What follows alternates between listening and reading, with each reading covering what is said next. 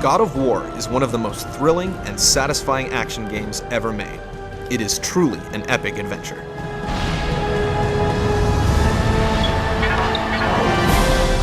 The fighting is fast and fun. Enemies range from bats and dogs to king-sized mythical monsters. You can gain experience and upgrade any weapon or power you choose. Your primary weapon, called the Blades of Chaos, is powerful at long and short range, which makes it easy to attack in all directions. Plus, the ability to block and dodge with the right analog stick helps to avoid devastating attacks.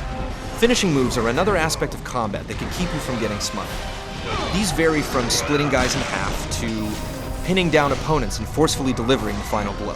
However, some of these moves automatically rotate your character, giving you the same angle every time, which loses its impact when you see it again and again.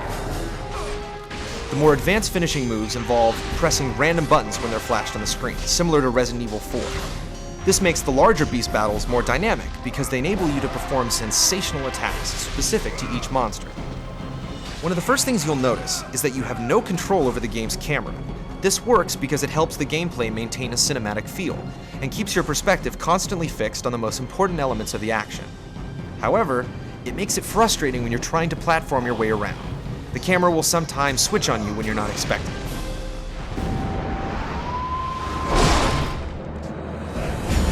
You are the ruthless warrior Kratos, commanded by the goddess Athena to murder Ares, the god of war. One of the most interesting elements of the story is that Kratos isn't a traditional hero. He slaughtered hundreds of men in his lifetime, and everywhere you go, you encounter people that know your reputation. I know what you've done! And are shocked and terrified when they see you. Monster! Another compelling feature of the story is that mythical gods like Poseidon, Hades, and Zeus grant you powers and guide you through your quest, and the upgrades they give you tie into each god's mythology. The plot points are slowly and thoughtfully revealed, and there are plenty of unexpected twists and turns. The graphics in God of War are so sharp, I forgot I was playing a PS2. The rippling water, the crystal reflections, and the monstrous backgrounds are consistently jaw-dropping. The environments range from cramped ships and dungeons to enormous castles and landscapes. Most maps have a style and scope similar to Prince of Persia, but take less time and aggravation to navigate.